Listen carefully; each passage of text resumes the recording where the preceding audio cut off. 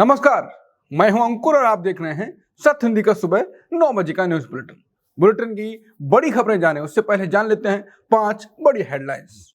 Iran अमेरिकी युद्ध फिर शुरू होने के संकेत, ट्रंप की बड़ी बैठक, भीषण चेतावनी।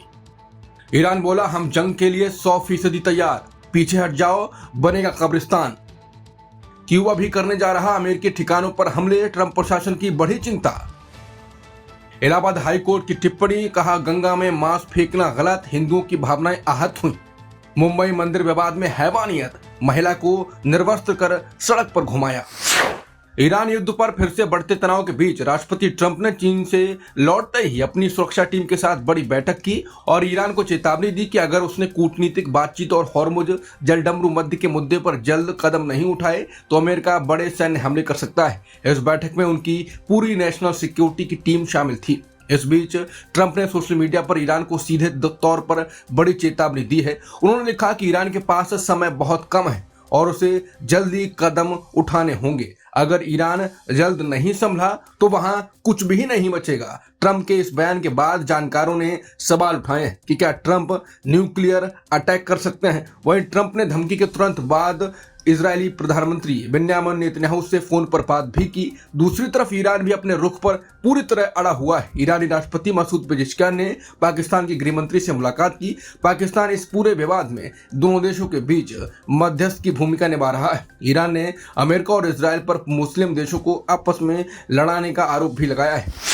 अमेरिकी राष्ट्रपति ट्रंप ने social media platform truth social पर एक बेहद चौंकाने वाली तस्वीर पोस्ट की है। इस तस्वीर में पश्चिम एशिया का एक बड़ा नक्शा दिखाई दे रहा है। खास बात यह है कि इस पूरे नक्शे के ऊपर अमेरिकी झंडे को दिखाया गया है। इसके साथ ही नक्शे में कुछ लाल रंग के तीर बने हुए हैं। ये सभी लाल तीर सीधे तौर पर ईरान देश की तरफ इशारा कर रहे हैं। ट्रंप ने इस रहस्यमय तस्वीर के साथ कोई भी कैप्शन या संदेश नहीं लिखा। बिना कुछ लिखे भी ट्रंप की ये पोस्ट बहुत बड़ी सैन्य चेतावनी मानी जा रही है। राजनीतिक जानकारों का कहना है ये ईरान पर नए हमलों का सीधा संकेत है। अमेरिकी राष्ट्रपति ट्रंप की एक नई सोशल मीडिया पोस्ट ने पूरी दुनिया की चिंता बढ़ा दी है। ट्रंप ने ट्रुथ सोशल पर अपनी पोस्ट में लिखा कि यह तूफान से पहले की शांति है। इसके साथ ही ट्रंप ने एआई से बनी एक खास तस्वीर भी पोस्ट की है। इस फोटो में ट्रंप एक अमेरिकी सैन्य जहाज पर सवार नजर आ रहे हैं। उनके ठीक बगल में अमेरिकी नौसेना के एक बड़े एडमिरल खड़े दिखाई दे रहे हैं। इस तस्वीर के बैकग्राउंड में कुछ ईरानी झंडे वाले जहाज भी दिखाई दे रहे हैं। दरअसल ये पोस्ट ऐसे समय पर आई है जब अमेरिका ईरान पर हमले की योजना बना रहा है। खुफिया सूत्रों का कहना है कि बातचीत नाकाम होने पर अमेरिका बड़ा सैन्य कदम उठाएगा। ईरान ने अमेरिकी राष्ट्रपति ट्रंप की धमकी भरे लहजे को पूरी तरह से खारिज कर दिया। ईरान का कहना है कि अमेरिका का यह दबाव बनाने का तरीका बिल्कुल भी मंजूर नहीं। तेहरान ने साफ किया है कि वॉशिंगटन को बराबरी और आपसी सम्मान के आधार पर ही बात करनी होगी। ईरान के तेवर भी अब अमेरिकी सरकार की तरह ही बेहद कड़े नजर आ रहे हैं। उसने साफ संकेत दिया है कि वो सैन्य रूप से किसी भी चुनौती के लिए तैयार है। ईरान ने साफ कहा कि वो अपनी धरती पर किसी भी हमले का मुंह तोड़ जवाब देगा। ईरान के विदेश मंत्री अब्बास अराक्ची ने इस तनाव पर एक बड़ा बयान दिया। उन्होंने कहा कि उनकी सेना की तैयारी इस वक्त 100% से भी ज्यादा है। खामनी के सैन्य सलाहकार ने अमेरिकी सेना को आखिरी चेतावनी दी है। उन्होंने कहा कि अमेरिकी सेना के लिए मेरी सलाह है, पीछे हट जाओ, इससे पहले कि ओमान की खाड़ी तुम्हारे पानी के जहाजों का कब्रिस्तान बन जाए। उन्होंने आगे कहा कि हम अब तक सब्र कर रहे थे, लेकिन इसका मतलब ये बिल्कुल नहीं है कि हमने तुम्हारी इस जंग को स्वीकार कर लिया है। संयुक्त अरब अमीरात यानी यूएई के बराका परमाणु ऊर्जा प्लांट पर बड़ा ड्रोन हमला हुआ। इस खतरनाक हमले के बाद प्लांट के बाहरी हिस्से में भीषण आग लग गई। इस घटना के बाद पड़ोसी देश सऊदी अरब ने बेहद कड़ा रुख अपनाया। सऊदी अरब के विदेश मंत्रालय ने एक आधिकारिक बयान जारी कर इस हमले की सख्त निंदा की। सऊदी सरकार ने इसे अपने भाई जैसे मित्र देश यूएई की संप्रभुता पर सीधा हमला बताया। गनीमत यह रही कि इस ड्रोन हमले में कोई भी व्यक्ति घायल नहीं हुआ। इसके साथ ही परमाणु प्लांट के मुख्य हिस्से और उसकी सुरक्षा प्रणालियों को कोई नुकसान नहीं पहुंचा। यूएई प्रशासन ने तुरंत कार्रवाई करते हुए जनरेटर में लगी आग पर पूरी तरह काबू पा लिया। हालांकि संवेदनशील परमाणु ठिकाने को निशाना बनाए जाने से पूरी खाड़ी क्षेत्र में सुरक्षा को लेकर तनाव काफी बढ़ गया है। अमेरिका और क्यूबा के बीच अचानक युद्ध जैसे हालात बनने लगे हैं। एक खुफिया रिपोर्ट के मुताबिक क्यूबा ने 300 से ज्यादा खतरनाक सैन्य ड्रोन जुटा लिए हैं। क्यूबा इन ड्रोनों से अमेरिकी नौसेना के जहाजों पर हमला करने की योजना बना रहा है। यही नहीं, उसके निशाने पर ग्वांतनामो बे में बना अमेरिकी सैन्य बेस भी है। आशंका यह है कि वो अमेरिका के फ्लोरिडा शहर को भी निशाना बना सकता है। इस खुलासे के बाद वॉशिंगटन और हवाना के बीच तनाव 7वें आसमान पर पहुंच गया है। अमेरिकी सरकार अब क्यूबा के खिलाफ कोई बड़ा सैन्य कदम उठाने की तैयारी में है।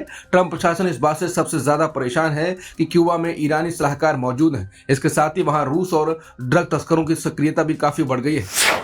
भारत के लिए आने वाले दिनों में ईंधन का संकट बहुत ज्यादा बढ़ सकता है। अमेरिकी राष्ट्रपति ट्रंप ने रूसी कच्चे तेल पर मिलने वाली पाबंदी की छूट को खत्म कर दिया है। रविवार को ये तय समय सीमा पूरी होते ही बंद हो गई। इस फैसले से अब भारत के लिए तेल का पूरा समीकरण बदल गया है। दुनिया में कच्चे तेल की कीमत अब $105 प्रति बैरल के पार पहुंच चुकी है। भारत अपनी जरूरत का 85% से ज्यादा कच्चा तेल बाहर से खरीदता है। पिछले 2 साल से रूस का सस्ता तेल भारत के लिए एक बड़ी ढाल बना हुआ था। मई के महीने में भारत ने रूस से रिकॉर्ड तोड़ तेल का आयात किया था, लेकिन अब अमेरिकी पाबंदियों के डर से रिफाइनरी कंपनियां रूसी तेल खरीदने से कतरा सकती हैं। भारत में कुछ ही दिन पहले पेट्रोल और डीजल के दाम ₹3 बढ़ाए गए। अब रूस से मिलने वाली छूट खत्म होने से महंगाई और ज्यादा बढ़ने का खतरा है।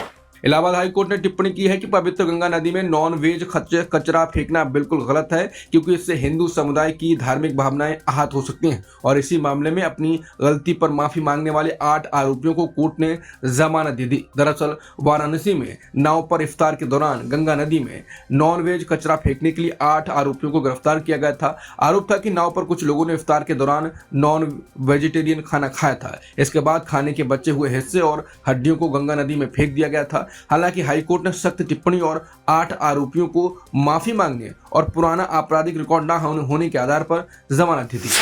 मुंबई के उल्लासनगर में जातीय पंचायत के मंदिर प्रवेश की पाबंदी का विरोध करने पर एक महिला को निर्वस्त्र कर और चप्पलों की माला पहनाकर सड़क पर घुमाया गया, जिसके आरोप में पुलिस ने 2 महिलाओं को गिरफ्तार किया है। दरअसल मुंबई के पास उल्लासनगर में एक जातीय पंचायत ने एक पीड़ित परिवार के मंदिर जाने पर पाबंदी लगा दी थी। जब परिवार के एक युवक ने इस पाबंदी का विरोध किया तो कुछ लोग भड़क गए। आरोपियों ने पहले तो पीड़ित के घर पर लाठी डंडों से हमला बोल दिया। इसके बाद जब पीड़ित महिला अपनी बेटी के साथ शिकायत करने पुलिस स्टेशन जा रही थी, तब रास्ते में आरोपियों ने उन्हें बीच सड़क पर रोक लिया। दबंगों ने महिला के कपड़े फाड़ दिए और कैंची से उसके बाल भी काट डाले। यही नहीं, आरोपियों ने महिला को चप्पलों की माला पहनाकर करीब 2 किलोमीटर तक सड़क पर घुमाया। इस पूरी घटना के दौरान तमाशबीन बने लोग अपनी मोबाइल पर वीडियो रिकॉर्ड करते रहे। ये वीडियो सोशल मीडिया पर वायरल होने के बाद पुलिस महकमे में हड़कंप मचा। पुलिस ने इस मामले में 2 महिला आरोपियों को गिरफ्तार कर लिया है। हालांकि घटना के मुख्य आरोपी अभी भी फरार हैं, जिनकी तलाश में पुलिस जगह जगह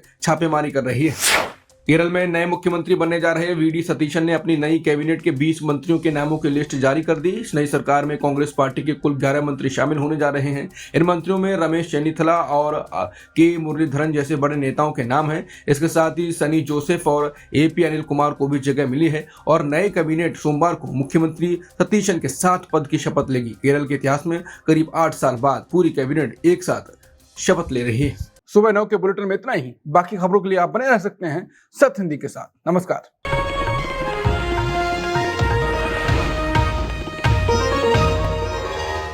Copyright disclaimer under Section 107 of the Copyright Act 1976. Allowance is made for fair use for purposes such as criticism, comment, news reporting, scholarship, and research. Fair use is a use permitted by copyright statute that might otherwise be infringing.